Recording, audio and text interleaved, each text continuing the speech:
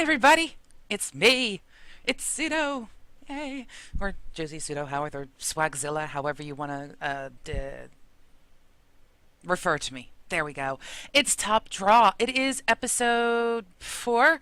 It is part 2 of our deck building show series. Introspection. Look. Something along those lines. Anyway, many things to share with you today. All good, obviously.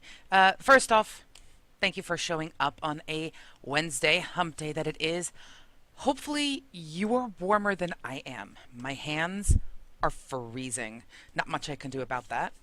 Yes, my normal co-host for this show is Mizpa, and again, he's in a country far away.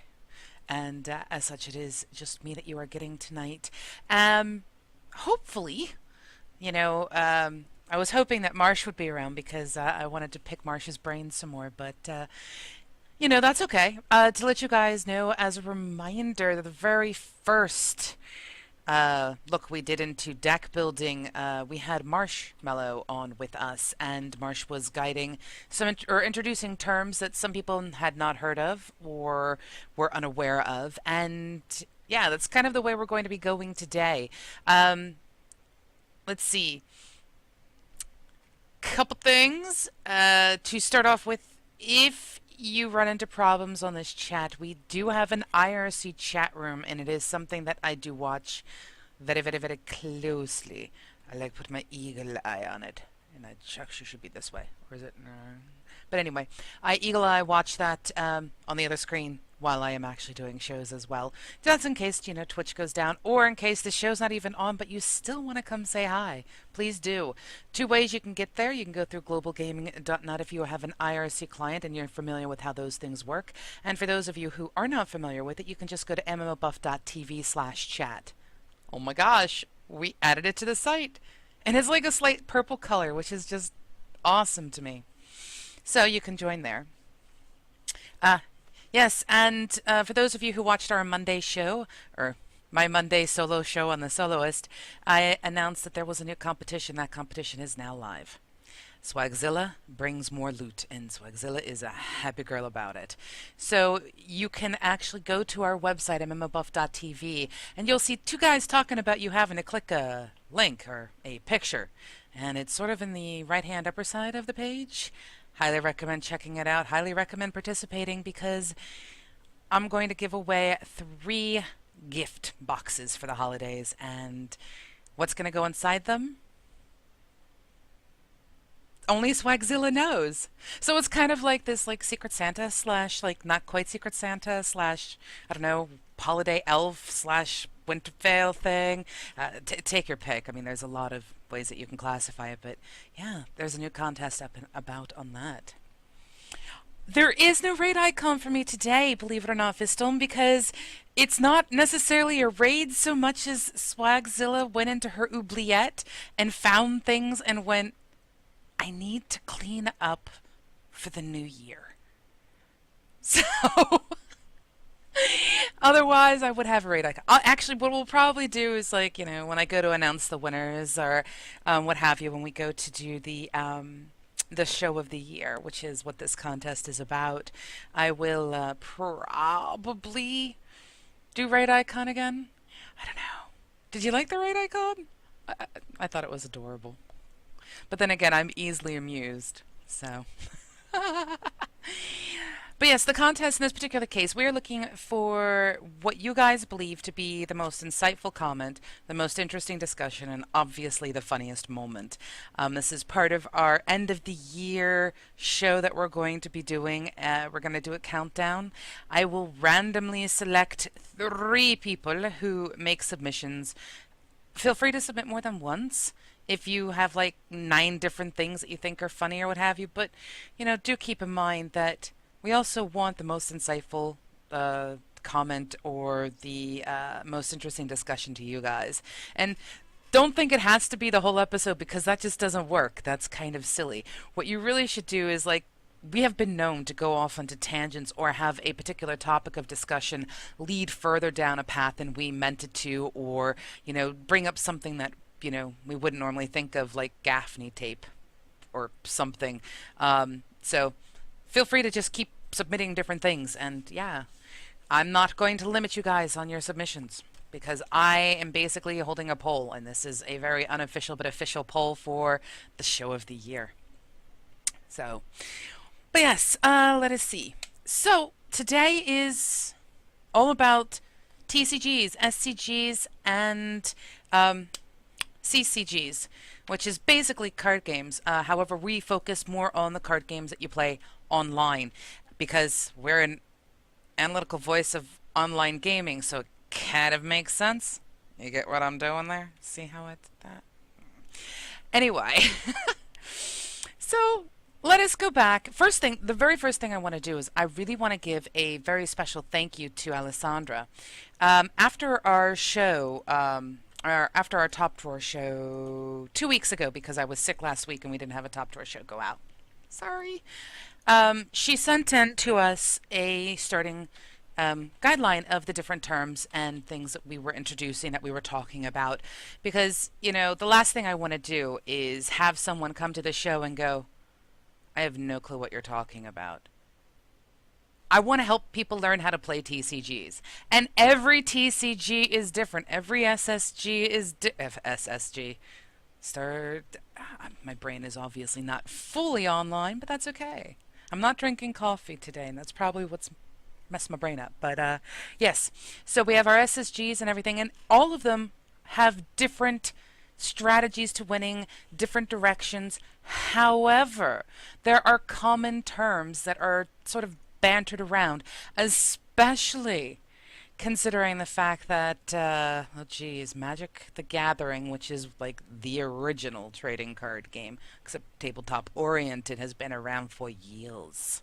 And its terminology has kind of bled into other TCGs, etc.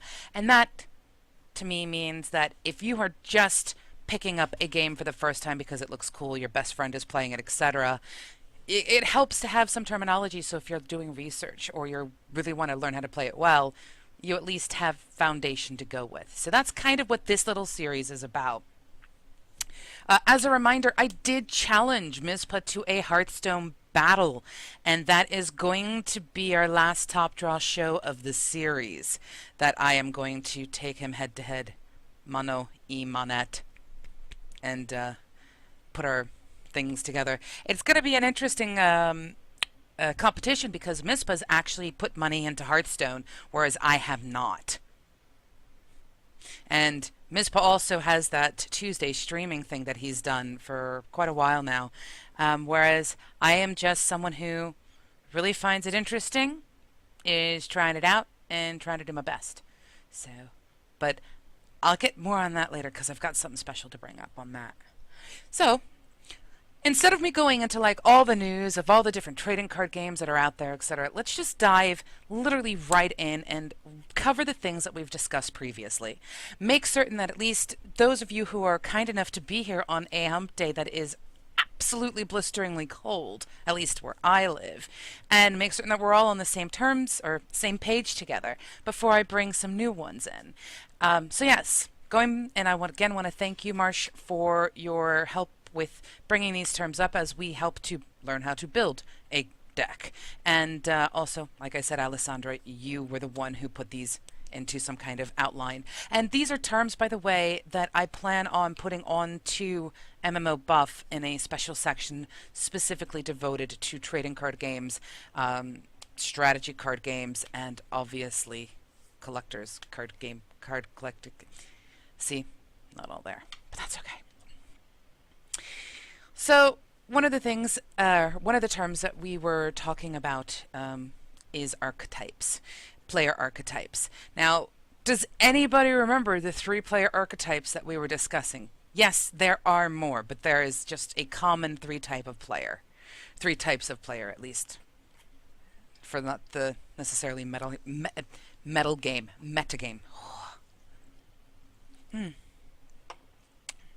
Cha-ching, I look over to the chat, I see the chat, and it is good. We have a few people, maybe? I'll give you a hint, their names. Ding ding! Aussie gets a virtual prize. Yay! There.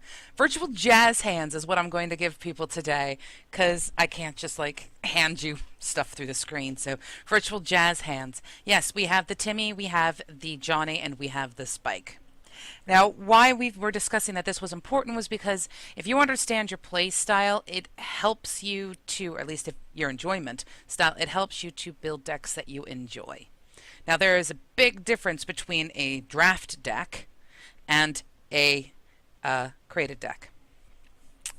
So we'll go to that in just a couple moments. But your Timmy likes the large creatures, the huge health pools. They just simply want to play big creatures, and that makes them happy. I think that's a slightly simplified way of saying what a Timmy is, but Timmy likes to sort of have what I would term as the bomb cards towards like the larger, or some things that you can play towards the end of the game or like that. The Johnny likes complicated decks that are based off of combos. Like, if you play this card while you have this card active, then this effect will occur as long as you have this card as well, and then you can tap your deck and do this. And they have all these combos built in to work together. They sort of like the usage of the card's utilities beyond just simply this is a 2/3 creature, which is a creature with 2 health and 3 toughness. This is a 2/3 creature that allows me to force my opponent to put cards back into their hand, allowing me to have more control over the game. Things like that, like combos and things. And then you've got the Spike. Now, the way the Spike was defined in our show last week was that it's typically a pro. They don't care what they play as long as it wins. They tend to do the metagame play. Now, metagame play is... Metagame is interesting. It's what makes trading card games such a viable, long-living, breathing kind of game. Because, yes, you know, you have different versions and different iterations of Magic the Gathering. You have different... I should say, series of cards that have actually been mentioned that are going to be part of things like Hearthstone. But, you know, the reality is that's not what makes the game stick around. What makes the game stick around are those people who are metagamers who spend all their time going, this is a really interesting combo. And then they get to the point where every single deck at the big tournaments will actually have very similar cards, very similar play styles, very similar archetypes even, because they're all geared towards winning. And yet someone is going to come along and thrash them because they know that everyone's going to be playing that red monster. So if I bring a deck that is anti-red, or at least has some anti-red in it, they're going to find out real quick that their deck isn't as powerful as it used to be, which allows the metagame to be this ever-changing, ever-evolving kind of thing. And that is, I think, what actually keeps trading card games going. Without that kind of interplay at end game, which is a really weird term to use for trading card games, but it's more along the tournament play and things like that, it kind of would get stagnant after a while because then everybody would, you know, not really care. It's the excitement of, oh, if I play this creature, can they counter it? Or, oh, I'm going up against this color or this particular character type, like Jaina Proudmoore from Hearthstone, or, ooh, someone is playing Desert from Faria, things like that. You get some expectations in your brain, and if you didn't have that constant sort of rock, paper, scissors battling against each other, it would be boring, at least in my opinion. So, welcome, Soskush. I hopefully said your name right. You have no knowledge really about Hearthstone? Oh, you're going to love this show because... Oh, I shouldn't reveal it just yet. Nah, I'm not going to reveal it just yet. Just, yeah. But yes. Now, I have learned new things after talking with Marsh. I'm not going to sit here and tell you that I am the ultimate player of card games. I am a casual player of card games because I don't have time to dedicate all my life to memorizing every card that's out there in every deck so that I can build the ultimate deck and do some crazy things. I don't have that time. I do, however, have a deep appreciation and passion for them. So it's one of those things. But yes, when I was speaking with Marsh, because I actually had Marsh give me a little bit of a one-on-one, we did end up talking about other terms like two-for-ones. Two-for-ones being a card that you would play that, or I should say, not necessarily, well, it's not always a card. Sometimes it's a creature. It'll just, anyway, you're strategically putting down a creature, minion, whatever, that requires your opponent to sacrifice 2 cards to take it out, be it using a spell and then attacking it, or using 2 creatures to attack that. Those are two-for-ones. And I have actually seen some 3-for-1s, etc. But the point is to try to force your opponent to use more cards than you have in order to get rid of what you have put down onto the board. That's kind of how you lead into things like board control, which allows you to have more minions on the board or stuff, because you have things like artifacts in Magic the Gathering. You have things like structures in Feria. Allows you to have more things on the board so that you basically force your opponent to kind of go, I don't have enough cards to deal with you, enough creatures to deal with you, enough minions to deal with you. You're just going to keep pecking away at my health, and all of a sudden I'm dead. That's all about board control. And one of the other things that was mentioned was momentum. Now, this is interesting. I was talking to Tanara, who, for those who don't know, is my baby sister, who is really, really, really good at trading card games. She will tell you, no, she's not. I disagree with her. And she made a good point. There are a lot of terms that are very difficult to explain if you aren't actually, say, playing the game, because they can get confusing, or you can't see them without an example. It's very difficult to explain them, and I completely agree with that. So, what we're going to do is we are going to, and let's get the drum roll up. Where is it? There it is. Haha. Here we go. What we're going to do is we're going to, as a group, build a deck to beat Mizpah. This is the deck that I will bring to the head-to-head against Mizpah in our later top draw, where we're playing Hearthstone. So, welcome to Hearthstone. As I said to you folks, I have to. I made a. I made a challenge to Mizpah, but I realized, what's the point of doing this challenge where it's just me going against him? I figure I would do what any smart geek would do: crowdsource. This is. Tanara, my little sister, had pointed out, one of the most important parts about building a deck, besides knowing the cards that are available, besides knowing what's possible, because there are, if you don't know that a 2/2 creature can come out that could silence your card, which would remove taunts and things like that, it kind of doesn't help you plan your strategies. But just besides knowing what's out there, because that's kind of important to deck building, you need to have people to talk to about it, and I could not agree more. If I have an idea in my head and I think this is really cool, it doesn't necessarily mean it's effective, and that's where turning to you guys happens to come about. So I don't have all of the cards. I don't have all of the legendaries. I don't have all of the stuff, and I don't have certain cards because, like I said, I haven't paid cash into this, so I don't have oh gosh, what was the name of the card? Like the Mechaneer or something like that, which summons a random invention every turn or something like that. And yes, I do know it's recording, but I also know that Mizpah will be good and not watch it.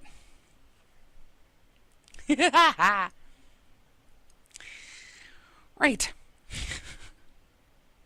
And if he does, that's okay. I'll just secretly away into my own little Twitch channel off of MMOBuff.TV, and we'll build another one. It's all good. Right. So, before we go into actually building the deck and looking at what my collection happens to be, which we're actually kind of going to do, I'm going to show to you a couple of things from decks that I have actually built. Now, my decks have been built with the assistance of several people because I wanted to make certain I understood terms. I wanted to make certain that I understood why things worked the way they did. Again, further proving that if you're going to do something, it's always a good idea to actually have somebody to discuss it with. Even if they are not the world champion, having someone to talk to about it can actually reveal things that you might have missed. One of the biggest problems I had learning how to play any card game, be it Faria, be it Soulforge, be it Hearthstone, be it Magic the Gathering, was the fact that I thought I knew what a card was supposed to do, and it didn't work the way I thought it did. So it's a good idea to have someone around that you can discuss. I think it does this. Does it really? Because, yeah, I've made my own mistakes. Yes, momentum. I will get there just 1 second, because there are terms that I can explain while I'm showing you the decks that I've got. Right. So I'm pulling out my list of notes. So that's why I'm a little slow, but that's okay. Okay, so let's see. Right. You may have heard us discussing things like a mana curve. This is an interesting topic to me because not all card games use tappable resources, so to speak. All card games kind of have their own sort of style and resource. However, there is a limitator in the resource that allows you to know whether or not you can pull a card out. Unless you're playing Soulforge. I'm going to let you know that right now. Soulforge doesn't have mana. Soulforge works completely different with how you play your cards. Your limitation there is how many cards you can play per turn. So it's not so much a curve you're looking for, but something else completely. And believe me, we will be going into Soulforge very, very soon. Probably one of the earlier shows in the next year. Maybe next week. I don't know, but we will be going into one. But in most card games, there is something a bit of a mana curve.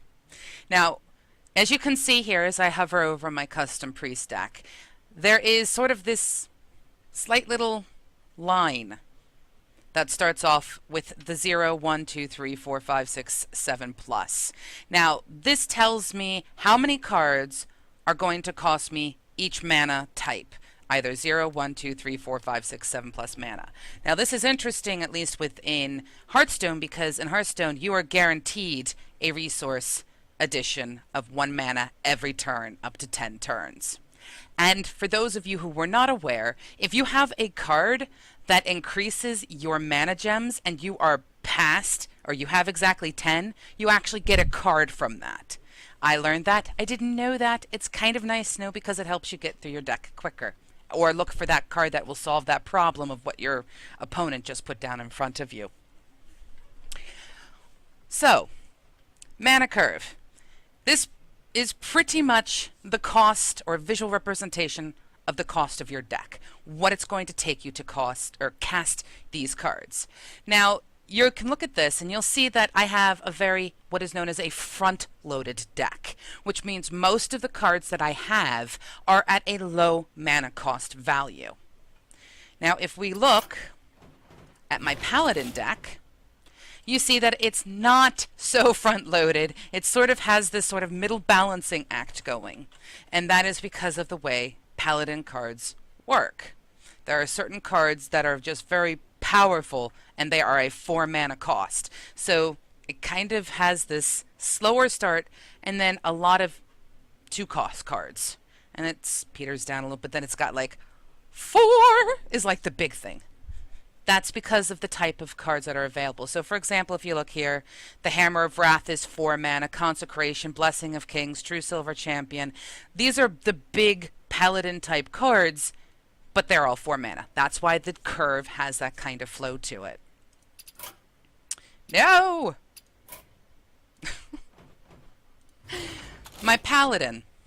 Again, my Paladin has a slower start, but a very heavy front-loaded curve that goes down, because most of the cards that I use as a shaman tend to be low mana cost cards, which means when we get to like turn 10 and I've got 10 mana, I could place like a whole bunch of little minions down and do something like, oh, I don't know, bloodlust them, give them all charge, and woo, someone could die. It's kind of happened before, but there you go. Again, it's all front loading, because if you don't have a card to play almost every single turn, I say almost because there's a strategy to not playing cards on certain turns, but if you don't have cards to start out with at a low cost, you're going to get to the point where your opponent's already built up their minions, built up combos, and put themselves in a position where you have no way of gaining back board control. This is that moment where you sit back and you go, I was waiting for that 5 creature to come out that is a 6/7, and yeah, it's turn 5, and there's no guarantee it's going to pop up in the next time I pick up my card, and I have no way to clear the board. Basically, I'm dead next turn. And we've actually seen decks that can kill people in 8 turns in Hearthstone. It's a little sick. So you want to make certain that the cards that you pick to go into your deck follow some kind of, again, mana curve. Yay, we're learning terms. And then there's my mage. And as you can see, again, heavy on the front. So what you can do while we're building decks is to make certain that you have a higher probability of ensuring that no matter what turn it is, you have something in your hand to put down and play. Be it a character, be it a minion, be it a spell, or something like that.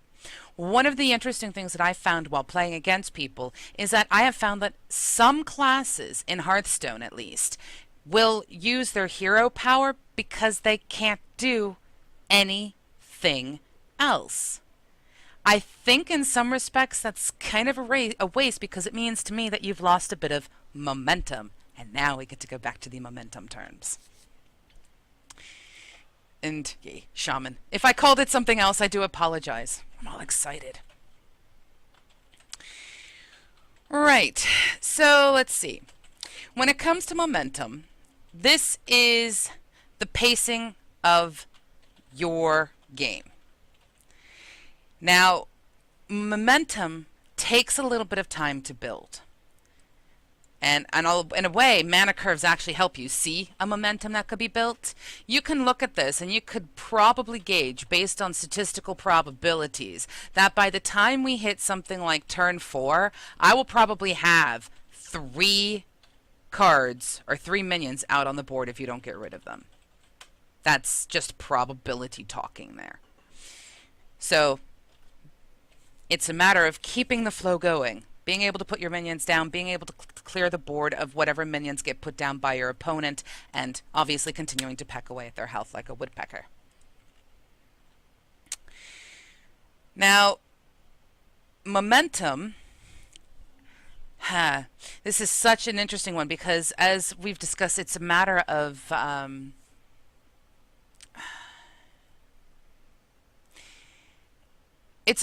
without seeing it, terms can be really, really hard to explain because they start to overlap each other. So what I am going to do is do my best to actually explain something that is a little difficult without stuff. Okay. Right. So with momentums, I guess another way to look at it is for us to actually talk about tempo. Tempo is sort of like momentum. It's about controlling the pace of the game. It's about, oh my goodness, they've just put down the 9/5 Core Hound, and I will show you the Core Hound in this game. Which I believe is actually, it's a 5 cast, I believe. I'll just type it in because it's faster. Core Hound. No, I don't have a Core Hound. Why don't I have my Core Hound? Whoops. Oh, come on. Click stuff. Core Hound. There we go. He's a 9/5 for 7 mana. You don't tame a Core Hound, you just train it to eat someone else before it eats you.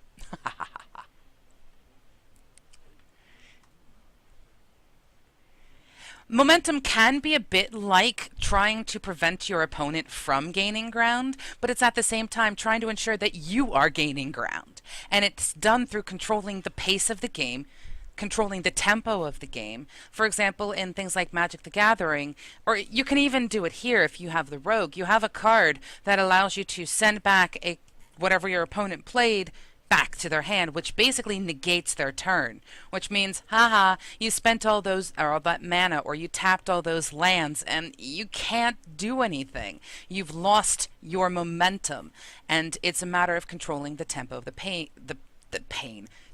We're controlling the tempo of the pain, which is funny considering the fact that there's a card in this game all about pain, which helps you build your deck up stronger and stronger and stronger. But anyway.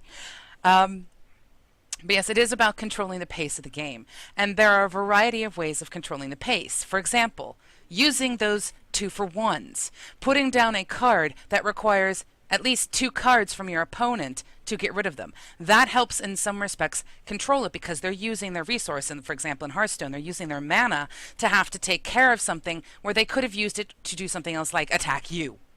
So there are subtleties to the actual usage of how you control the tempo of the game, which will help you gain momentum or lose momentum. And I do believe that's actually the best way for us to explain it. And hello, Cookie Bashed. So yes, that at least does a relatively good idea, or a good job of explaining how momentum works. Now, I think another really awesome term to understand is something called a bomb.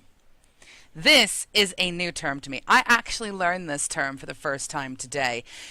It's interesting to me because I don't think of cards that make me go, oh wow, if I don't take care of this, they win the game in 2 turns, as bombs. But that's basically what it is. A bomb, when you're dealing with something like draft, is what you want to try to build your decks around. It's those cards in your hand that literally, if people do not spend them as many cards as they have to get rid of it, you've won the game. And there are a couple of them based on your deck. Some people think that the legendaries that are out there in Hearthstone are actually what could be considered as bombs. I kind of disagree, and I'll explain why in a second. Let's, is it? Did I get that right? Yeah, okay. Some people think that just because you have a legendary card, it is a card that will help you completely own the board, that will help you completely destroy your opponent. That is your bomb card, and, you know, woo, it's all exciting. I don't necessarily agree with that. For example, I have Illidan Stormrage, my very first legendary. I was all, oh my gosh, I got a legendary, my very first one, because when I challenged Mizpah, I hadn't gotten the legendary card yet. In this particular case, you look at this card and you're like, wow, this card costs 6 mana, which means you cannot play it for 6 turns, or 5 if you've got the mana crystal. It has 7 attack, which is pretty balling, but it's only got 5 health. However, whenever I play a card, it summons a 2/1 Flame of Azeroth. Now, this could be great if I wanted to build, say, a Zergling Swarm deck kind of a thing.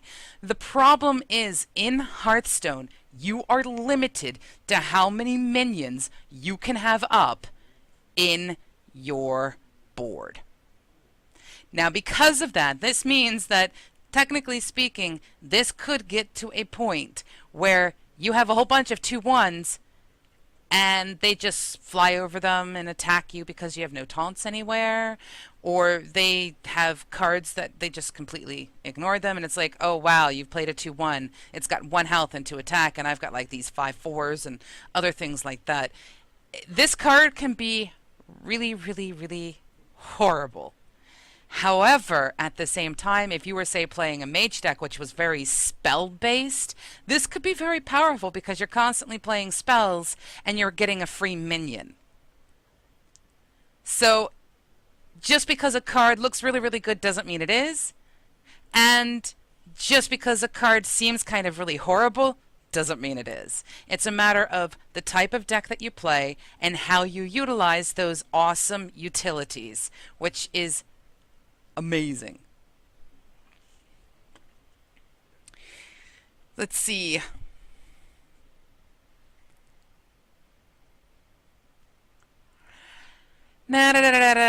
Okay. I'm just basically going to quote this because this is something that goes towards board control.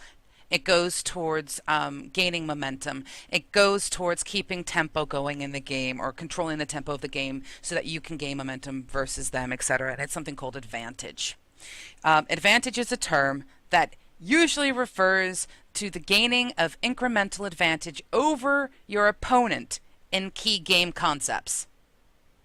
Now, what this means is not just I am every turn knocking my opponent's health down 1.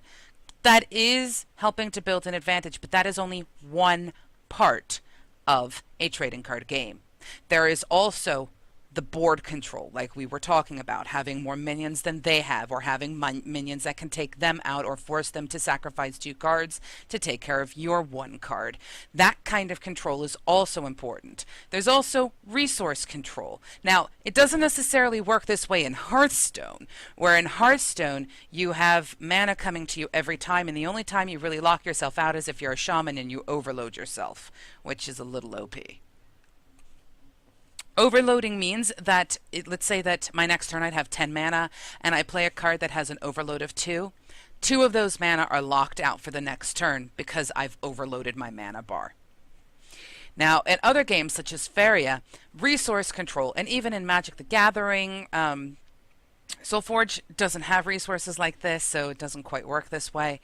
But if you destroy your opponent's land, or you force the land to be tapped for extra turns, or you destroy the land type in Faeria and change it to a plain instead of allowing it to be a mountain, you basically are impacting the ability for your opponent to have the resources required to play the next card or the next combo. And that's another thing that you can also have some kind of control over, and that helps you to gain an advantage. So another way to also have advantages is going through your deck, something known as milling. Milling was actually a term coined through Magic the Gathering because of an artifact known as the millstone. Now, the millstone allowed you to, when you tap it, you forced, I believe it is, you forced your opponent to actually go through their deck or something like that. I can't remember. And of course, Tanara would remember, but I don't remember. But being able to go through your deck to get to those cards that are statistically not as high a chance to pick up, or forcing your opponent to go through cards so that they deck out, which means they have no cards left to play, which is pretty much you win.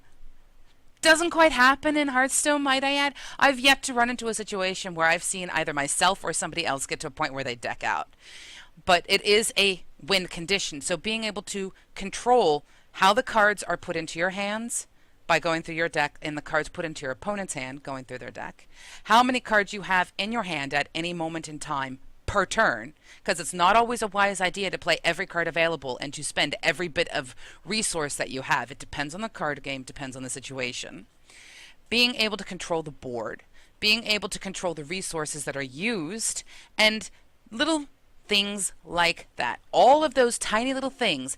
If you have a little bit of an advantage in, say, board control, but you have more advantage in being able to mill your way through your deck, and yet your opponent seems to have more health than you, or has the an interesting combo building up, you will start to see that sometimes you having more control over the board is the secret, and sometimes it's okay to sacrifice control of your board. For example, Warlocks in Hearthstone have the ability to do something that kills, like, all the stuff, including your own creatures.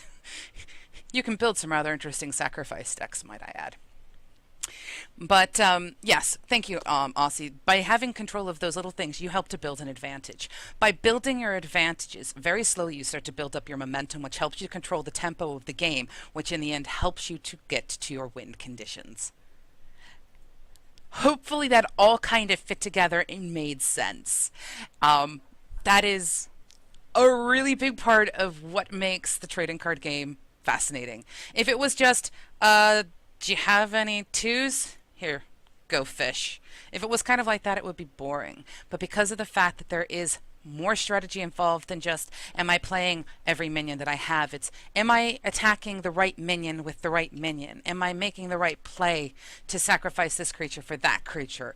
Or, like I was playing earlier today, and my sister just kept saying, is there a reason why you did what you just did? Because you totally could have saved your creature had you done it this way.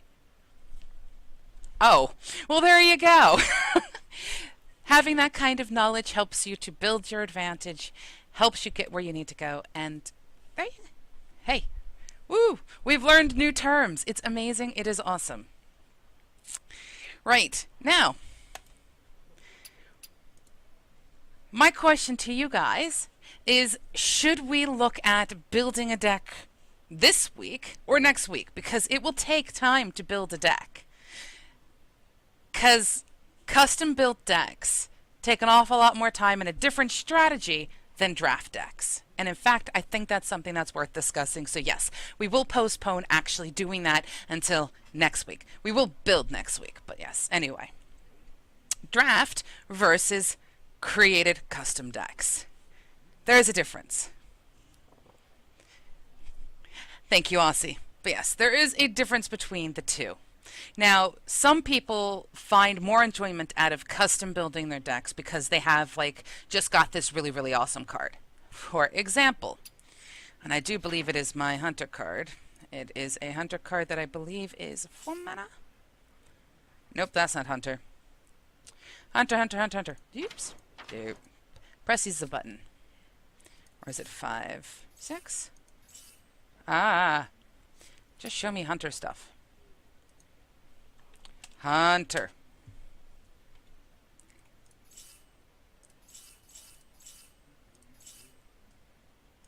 I thought it was actually called Hunter. Ah, there we go. Big Game Hunter. I just got the Big Game Hunter.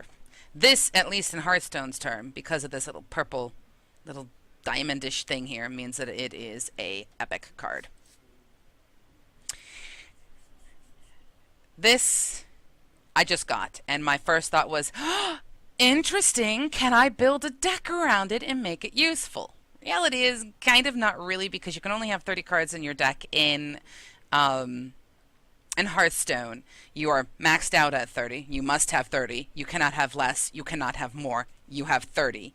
And I only have one of these cards. So trying to build a deck where I am relying on a 1 in 30 chance to get my hands on this card to do stuff with it at the right time is a little bit of a tricky situation. However, it is possible as long as I don't rely on it being my only source of win condition victories. If I built my entire deck to just make this card awesome, I will probably lose most of my games because I'm not prepping to take out minions. I'm not prepping to have different situations where, oh, they have no minions on the board. Well, then maybe I should use this combo instead or do this.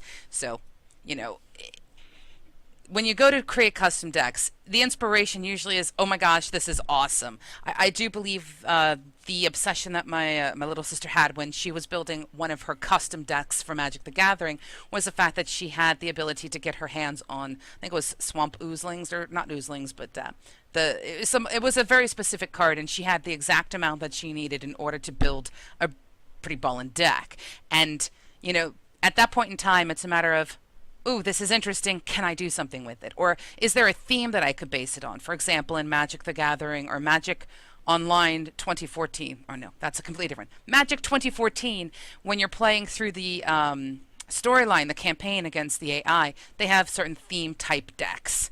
It's sort of like that. Am I going to build a deck that's all about aggression and no defense and just try and hit them as hard and as fast as possible, which is what red decks are known for in Magic the Gathering? Or am I going to play something that's a little bit sneaky, that has vampires that suck the blood out of everybody that is around them, which is sort of the black decks with things like Sangir Vampire and stuff like that. You can build really awesome theme decks. However, when you go to do draft, which is Arena and Hearthstone, might I add, you don't get to necessarily have the ultimate pick of cards. Draft is where you actually have to make a strategy of what are going to be my bomb cards and how can I build a deck that lets me best utilize my bomb cards. Now, if you remember from earlier, we were talking about bombs being those cards where, oh my god, if they are not like taken care of immediately, you've pretty much won the game. In Hearthstone, there aren't so many necessarily bomb cards, so much as almost bomb cards. And they come like your very first cards that pop up in Arena. You get every single, for 30 turns, you get to pick one of 3 cards. And you just hope that the 3 cards that are picked up, that you get something that is really useful to either assist your bombs to take your opponents down or, well, basically save you, or has more utility than just simply being a creature. Although there are times where being a bear, as the term is, which is a 2 mana cost for 2/2 creature, can be very beneficial. It's like the staple of your actual trading card game. It doesn't have any fancy like battle cry here or any fancy on turn or on tap do this, or when killing or attacking and if blocked does this, or will fly over this but not this. Those little extra utilities, it has nothing in it. So when you go to do draft, you kind of hope that when you get the cards passed to you, you have the ability to pick something kind of decent that all works together. But sometimes that doesn't work. I know for me, when I've done the arena in Hearthstone, and there's a reason. Yeah, resume, go back. There's a reason I'm sitting at 95 gold right now. I can't even enter the arena right now because I found myself in a situation where I had certain bomb cards and I was like, this is great, but literally nothing else that came my way was helping them. And no matter how hard I tried, I could not actually bring people down. So I think I had something like a 2 win, 3 loss in that particular arena. So, yeah. I'm poor in the game. And hi, Marsh! How are you doing, my dear? So yes, things that we have covered. Tempos, momentums, bombs, milling. We've covered archetypes. We've covered mana curves, and we've explained why mana curves are important. We have an awful lot to learn to have a good sense of what to do. One of my favorite things that we talked about in today's particular episode was about the advantage and understanding that it's not just one thing you have to control, but all of the stuff, or have incremental advantage over each of the little bit of things like the board control, the card availability, your resource control, your opponent's resource control, things like that. And I think once I get all the terms that we have discussed together, besides letting people rewatch these episodes, we're going to get closer and closer and closer to, if a new card game comes out or I go to discuss a particular card game, I could say to you, hey, we're about to play Soulforge. Soulforge is weird because there is no such thing as a mana curve in Soulforge. You're going to sit there and go, ah, and it'll make sense to you. So that's at least the hope of the foundation with these particular series. So I'm going to go ahead and we're going to at least call the discussion to these definitions for now. Like I said, I'm probably building a very special section on our site just for the trading card people because there's so much stuff for us to know. And I really want to share it, and I want all of us to get better so that we get past the hurdle that seems to be inevitable when it comes to trading card games. I don't know about you, but there was a time where it was very difficult for me to play a trading card game because any card deck or anything I played, people just slammed me, and nobody took the time to explain to me how to really play. And that's kind of what we're going to be going through with these series and stuff like that. But anyway, so let's do this. Next week, I am going to have you guys building a deck with me. We're going to use the terms and the things that we have learned. If you want homework, I can't believe I'm giving homework out on a show. But if you want homework, I highly recommend going to things like Hearthhead and actually looking at all of the different cards available. See if a really interesting card suits you and you're like, oh, that's really cool.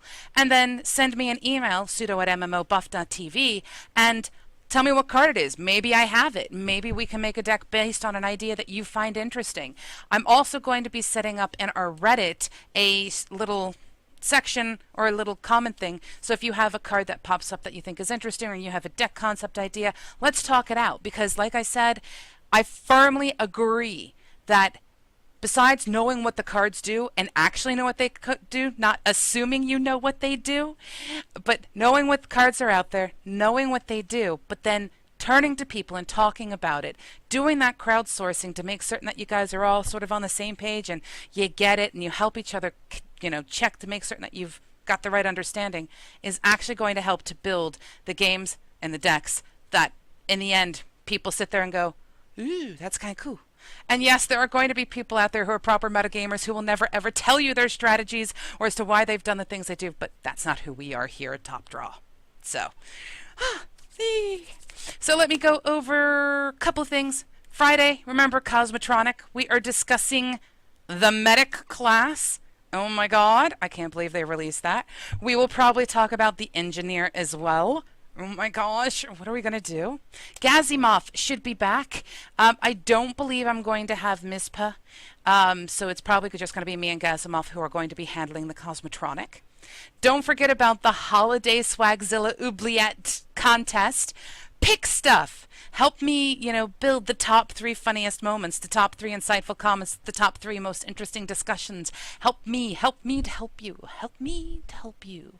Help me to help you. Help you to help me. So that I can shower gifts upon people for the holidays. That's what I'd like to do. Also remember, we have a chat now, MMOBuff.TV/chat. Come, visit, tell me stories, give me jazz hands, things like that. Our Reddit/MMOBuff, our YouTube/MMOBuff, our Facebook/MMOBuff, Twitter/MMOBuff. Yeah. Subscribe and stuff like that. Help spread the word. And if you have any ideas or suggestions or topics for things, please, by all means, do not hesitate to get in touch with us. We do like feedback of all kinds. Now, we have an article on our site right now all about healing from the Hive Mind, who is going to be our guest on Monday's MMOBuff podcast as we discuss the Holy Trinity. And we're starting off with the healers, which of course is important because I'm a healer and, obviously healers have to come first. Yeah. Wow, DPS and tanks are going to hate me for that one. I loved you guys. There's a reason I'm a healer. But anyway, yes. So thank you so much for coming and being a part of today's show. Please stay in touch through all the different outlets. I check everything daily, and I love getting into discussions that seem beyond the norm. Also remember that in the new year we're bringing the campfire, and the campfire is all about communities and guilds, and I will have Blank Space Form, Late Night Dominion, and SVG who will be joining me for the very first episode, and we'll be talking about everything from ethics on down to sociology to it's going to be an exciting show, but we'll let that go from there. But other than that, does anyone have any comments, feedback, questions, concerns? Vistum, tanks and DPS don't live without healers, but healers can't live if there's not tanks and DPS to keep all the stuff off of them. We're all dependent upon each other. What sort of deck concept do I like to play? Well, this is interesting because, as you remember in the last episode and at the start of this episode, we were talking about Timmy, Johnny, and Spike. Now, when it comes to going up against Mizpa, I'm going to be a Spike because, come on, I just want to win the game so that I can rub it in his face. But everyone should know about me, so that's sort of how it looks. But what I really actually like, personally, I like the really strange combos. I like the ones where you see something that comes out of left field and you're like, what? But it's really, really hard in Hearthstone, or actually I should say in most TCGs, to really build heavy combo decks that are just reliant on certain kinds of combos. Because the reality is you need to have, if you're going to have a card that has some kind of special, buff to it or something, or a special utility to it, you want it to have multiple uses, not just one. If you build a concept deck and you are stuck building something that requires you to have X card, in order for Y card to be useful to Z card, you're basically building yourself up for downfall, because statistically you can't guarantee a certain card is going to be in your hand. So you want to make certain that there's a synergy to your cards, and that they can, when you play something that has a chance to benefit all of the stuff, if not most of the stuff, or a good portion of the stuff that's in your hand. And that is probably something we should have discussed, was about synergy. But that's the kind of decks that I really, really like. I like the ones that are thought-provoking, that you sit there and you go, oh wow, that's actually a really good use of cards. Problem is, and this is something that was probably going to take me a while to get past, I need to make certain that when I read a card, I actually am reading the card and I know what it's doing based on what the card is saying, not what I think the card is saying. Which is something I am apparently notorious for now. So, and yes, I do need more cards. You missed it, Marsh. I got a new card. I did get a legendary, but as I discussed during the show, there are goods and bad to the legendary I got. But, my new card.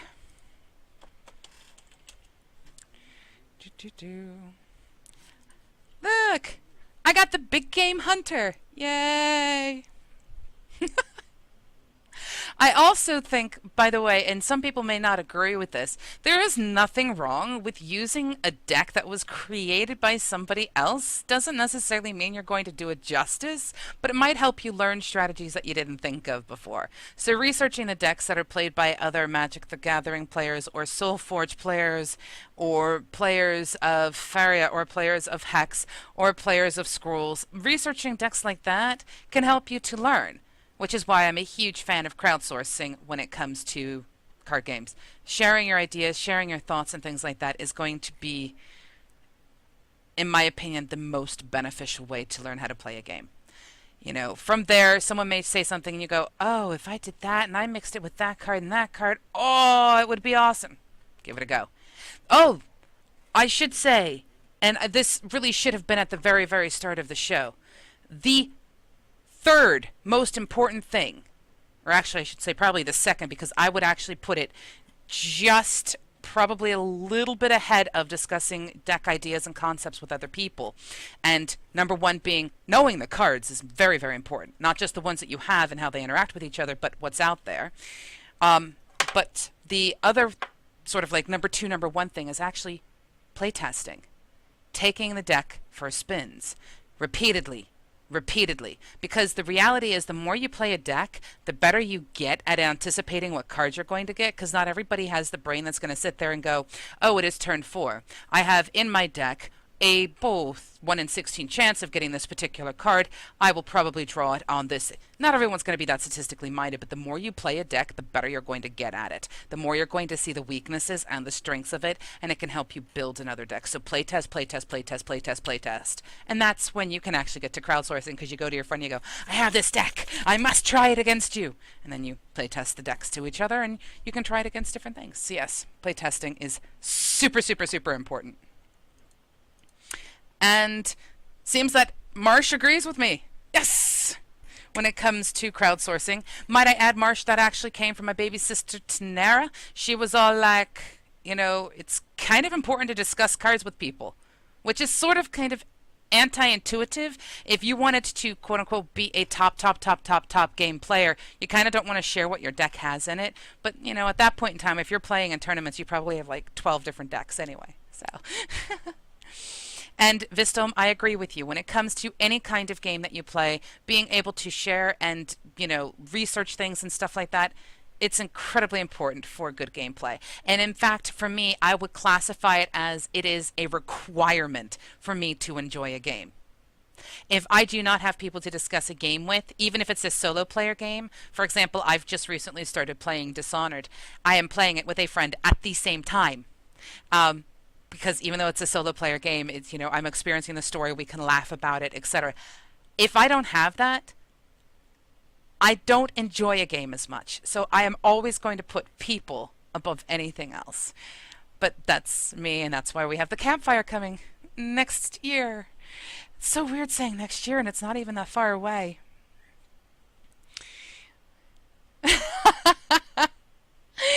Aww. Marsh says, believe in the heart of the cards. That's how I do it. Yes, I believe in the heart of the cards, which is why I get incredibly frustrated when people play certain cards and stuff. But yes. So, yeah, it's been an incredibly filling show of me talking a whole bunch. Hopefully it's been enjoyable, hopefully enlightening and entertaining, but at the same time, hopefully helping you to get your hand and your hands wrapped around terms that you may not quite understand, or, when we go to talk about something, you're not going to be sitting there going, what are they talking about? We're going to be using terms that'll start to become familiar to you. And don't think you're alone. Like I said, I'm a casual player. I haven't had the time to dedicate to knowing all of this stuff, which is why I've turned to other people and said, can you help me understand this a little better? Does this make sense to you? And by doing that, I'm getting better. But I'm basically learning at the same time that you guys are. It's just, I'm super excited about it because there's more to it than meets the eye. And I'm not going to let the threshold of play skill stop me from playing games that I find enjoyable with my friends. And that is where this is about. So I think what I will do is I'll go ahead, I'll call it, I will turn it off for my YouTube producer, who's all like, where do I cut it? And I'll be like, you cut it very shortly, my friend. But I'll cut it and then I'll come back and then we can just sort of natter for a little bit because I basically want to talk to you all. Meh. So don't forget the competition. Don't forget the shows coming up. Don't forget to spread the word about us. And obviously, if you got ideas, let me know. I am all for trying things that might make no sense at all, or discussing concepts and really debating them out. So don't hesitate. But on that note, I will say, and I have to kind of get my fingers in the right place. Yes, we will all natter. Here's where I say, hey, producer, toodle pip.